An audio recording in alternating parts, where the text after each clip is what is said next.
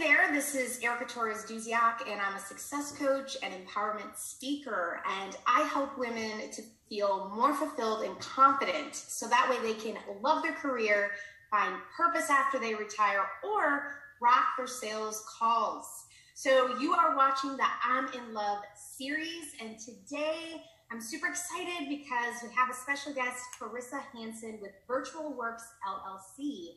And I really wanted to talk with her because she's going to share what she does. And I know that there are a lot of women out there that are trying to figure out what they want to be when they grow up. And I love Karissa's story and how she kind of not stumbled, but took some steps to get to where she is now. So welcome, Karissa. Thank you so much for agreeing to do this. Thank you, Erica. It's great to be here. It's great to talk with you and to share with your viewers. Yeah, so how about we just get started with sharing, like, what is Virtual Works LLC? Sure. So Virtual Works, what we do in a nutshell is we provide executive administrative assistant services, and all our services are done virtually. So we don't have a brick and mortar. We don't have an office. Everyone who works for us works from their home. What makes us a little bit different from the typical staffing agency is we don't just provide the service, but an entrepreneur, a business leader comes to us and says, hey, I need an assistant. This is who I need, what skills I need, and the type of work. Then I go out and do a search for that perfect person, that perfect assistant, whose skill set, whose personality, whose passions, whose interests match that entrepreneur. So I'm really looking for great matches so that an entrepreneur gets the support he needs, but also so that an assistant can do work she or he loves, do it with someone that they're inspired by, and get to have that flexibility of working from home and sort of creating their own schedule. I love that. So it's like you're a matchmaker. Right. Yeah. It's very much like a matchmaker. Yeah. So I know, in working with other coaches and entrepreneurs that they need some help. And what I love hearing that's different, because I'm familiar with Fiverr and Upwork.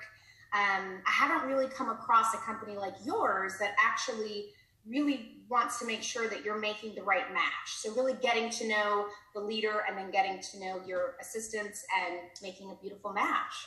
Yeah, that's exactly right. It's important to me. A lot of businesses are thinking about their clients, and clients are important. I want to make sure the clients are happy.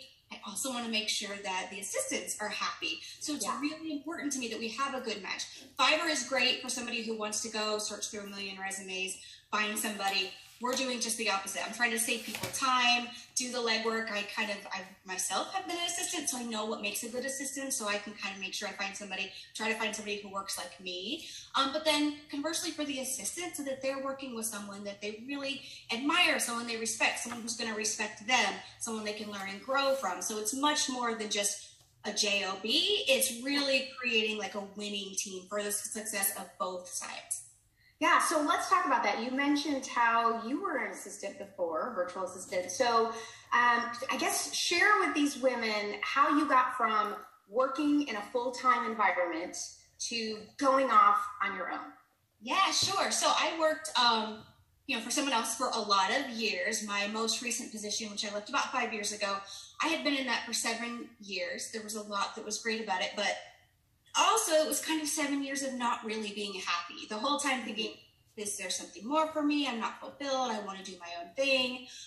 Finally, at some point, I just said, I got to do it. I got to quit trying to figure out. I don't even know. I just need to do it. So I did. I put in my 2-week notice. I came home, told my husband I'm not going back to work in 2 weeks, and then went to figure out what can I do until I know my, kind of my thing. So I started out with transcription, whatever I could do to make money. I thought, I could be an assistant. It's kind of going to be a little easier. I started being an assistant. I loved it, got a lot of value from it. This was virtually? This was virtually, yes. So working from home. So I could be there with kids. I could have flexible schedule. I could work whatever time of day I wanted. And then I realized there was a huge demand for it. So not only did I like it, but there was a big demand.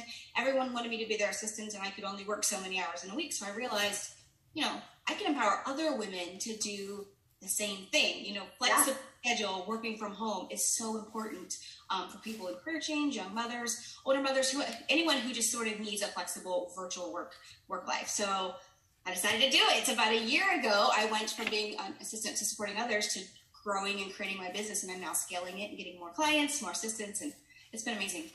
Wow. So that has to take a lot of courage and faith to take that leap. Yes. And I want to come back to that in a moment, but I did want to ask, what do you feel is the thing you love most about what you do now? Yeah, the thing I love most, I love everything about it. I love that I get to work from home. I love that I get to choose my schedule, but I really love that I can create an opportunity for people who want to do something similar. So I kind of have a motto that I want every assistant to say, I work in a career I love that works for me. And that works for me part is key, because that could be whatever is right for them. And so when I'm doing those matches, I'm looking for what's right for what they need in their life right now. And this type of work provides that environment. So it's so amazing to get to match people together where they can learn and grow. They can use their best skills, do work they love, and have it happen in a way that's flexible and virtual and gives them some freedom in their lives. I love that. Well, and I really love that because I help women to feel fulfilled in their career, and you kind of do the same thing. You're right in there, you've been there, you've done it, and now you're giving opportunity to others. So that's really awesome. So what would you say would be, I know being an entrepreneur isn't all, is it peaches and rainbows? Colors and rainbows? I don't know, something like that. What would you say would be one of the challenges that you face, running your own business right now? Yeah, I mean, there's lots of challenges. So my, my day, often things come up I don't know how to do. I don't have the answer for. And so I just have to figure it out. So the biggest challenge is just the way that I'm stretched kind of on a regular basis, which means doing things that I'm not necessarily good at. And I actually love that. It's kind of part of why I did this, because I always love to learn and grow. So this kind of shows me this is what I'm capable of. I can do so much more than I ever thought I could. And, then I can pass that on to others. Anyone who's feeling nervous or unsure, it's amazing. If you just try, you just keep moving forward, you can do it. And so I'm learning that every day. And I just love getting to see that. When you go through it, it's not fun. When you're worried and nervous, it doesn't feel so great. But then once you get over that hurdle, then it's like, oh, look what I did. Look what I accomplished. And then also so many people help me along the way. So it's often not just patting myself on the back. It's really feeling grateful, feeling gratitude for all the people along the way who help me, support me, teach me, guide me, mentor me, because there's a whole community of people who really care and support each other. So it's amazing to kind of tap into that and be the recipient of that as well. Yeah, and now you get to be that mentor for others. Sure, yeah. So one of the things you shared, and I just want to go back to it for a minute, because you took a big leap, and I just want to make sure there's women out here that are still trying to figure it out. And even though you don't have to take a big leap, I love in your story that you just came to a point, you didn't hate what you were doing. Right. You liked it, but it didn't necessarily wake you up and set your heart on fire. Yeah, definitely. Right? Didn't really set it on fire with passion. Right. Yeah. So you made the decision, hey, I'm going to do something else. And I know when we had talked before this interview, one of the things you shared with me was that you didn't really know how it was going to unfold. Yep. So you took a step and you tried some things out, and then you took another step, and then that got you to where you are. And I want to pause on that for everyone, because lots of times we think we have to know exactly how it's going to turn out, or we know we want it to be different, but because we don't see it a certain way, or we're lacking in clarity, we don't move, we stay stuck. Yeah. And that was super courageous that you decided, I'm just going to go, I'm going to do it. And that is one way that you can do it. And another way is you could take small steps. You can listen to what's inside, and you could have done it a whole different way. But I think the path you took really accelerated your results. Would you agree? Yeah, I think so. I mean, everyone's path is different, and we all have our own journey. That's right. I was scared for a long time. It took me a while to take that step. And really, I love to read and learn from others. And one of the things I learned along the way was something about when you make that commitment, when you buy that ticket, if you're taking a trip, once you buy that ticket, then the universe just begins to put everything together. When you're just talking about taking the trip, nothing's happening, but you commit because you bought that ticket, and then it just lines up. And that's exactly what has been my journey starting 5 years ago. Even now, when I want to take on something new, it's just deciding to do it and then committing in some way and then taking action. So as long as I kept moving forward, just have faith that it's going to work out, even though I don't have any idea what it might be sometimes, it's remarkable. It just keeps lining up. The right people, the right places, the right opportunities fall into place. And even when there's like a small lull where, I'm not seeing an answer, the solution's not coming to me, just keep moving, and then it comes. So never giving up and keep trying, and it's amazing how it comes together.